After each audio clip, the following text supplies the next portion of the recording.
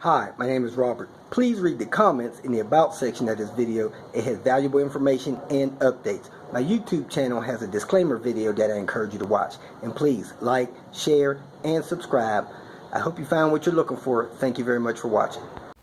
In this video, I want to share with you some of the post-PCV replacement problems that people have after they've serviced the PCV system. I'm not talking about cleaning it. I'm talking about replacing the system. First, let me remind you that I think checking your PCV through your oil dipstick is not a good idea. It's best to do the glove test. You start the engine. You get the engine warm, driving it around, whatever. You want your engine at operating temperature. Then you take your cap off, put your glove on it. You should have vacuum. Do not try to do the PCV test with the engine cold. Blow by can cause you to get a false reading. So, engine hot, dipstick in, cap off, glove on it, you should have vacuum. If you don't have vacuum at that point, you either did something wrong or you have a worn engine. Do a compression test. I advise people to do a compression test before they service their PCV system. It's a quick, easy test. At any rate, if you did the service and now you still have pressure built in the engine, do a compression test. Number 2, common problem. If for some reason you can't get the car to start or idle properly and you have an 850 S or V70 up to the 98 models, there's a good chance that you secured the bracket for the hold down hose under the intake manifold, and that is located down there. If you got an 850, look at the tip of this screwdriver. There's the intake manifold bolt behind your throttle body. If you trap that bracket in between your manifold and your head, that will stop your car from starting and idling properly. So make sure that clamp's not there. As you can see, I've taken mine off, thrown it in the trash. I don't think it's necessary, kind of over-engineered. That is sometimes an issue after you've done the PCV system. If that's your issue and your problem, it's not a real big deal. Should take you 15, maybe 30 minutes at the most to fix it. So what I would say do is remove the cover off your throttle body, get that out of the way. Put your ratchet on your intake manifold bolts and loosen all of them about 10 turns, 5 to 8 full turns.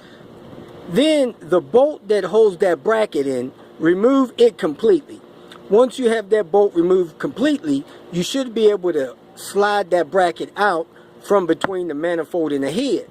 Then take the bolt, put that bolt in place, and tighten your intake manifold back down and torque them, and you should be good to go. Like I said, 20-30 minutes, you'll have that fixed. Another issue that some people have is that they hook this pipe up and that wraparound pipe up in reverse order. This pipe coming off the top of the engine should go on the box closest to the engine and to the passenger side. The pipe that wraps around to your intake piping, it should be the hole that's toward the front of the car and more toward the driver's side.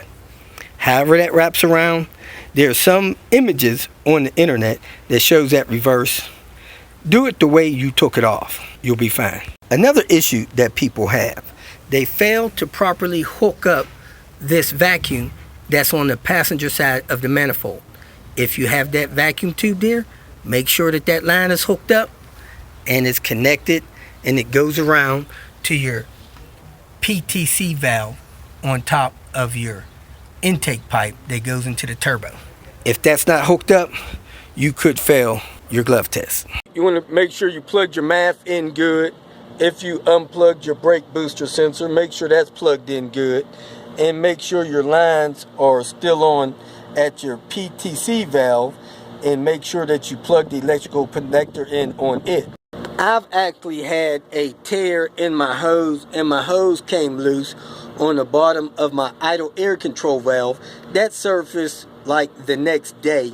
The car didn't want to idle when it came to stoplights and stuff like that. So you want to check that hose. I always recommend that people do not remove the fuel injectors from the intake manifold. those injector seals are old, hard, and they leak a lot. When people pull them out, they lose them and stuff like that. So you want to check and double check, make sure you don't have any fuel leak along your intake manifold, because that could be costly and right frankly deadly to the car and possibly to you if it's leaking and catches fire. Those are the most common issues people have with failing their PCV. Now, if you have a car with an RN engine and you have the banjo bolt on the edge of that intake manifold, you need to make sure that you use the proper banjo bolt fitting that came on that intake manifold. Don't just get one from somewhere else. Some of them have check valves in them. And when you take that banjo bolt off, you need to make sure that you spray in that banjo bolt and clean that port out in it. When those get clogged, they can cause you to fail the glove test. It's hard to get that tube disconnected, spray in there, and put that in with that stuff connected. So make sure you clean that thing out when you had that intake manifold loose.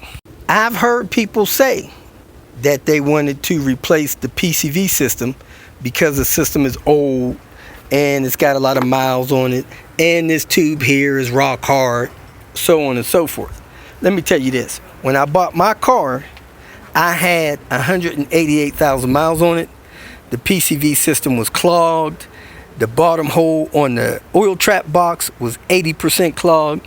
The guy that had the car before me was not using full synthetic oil.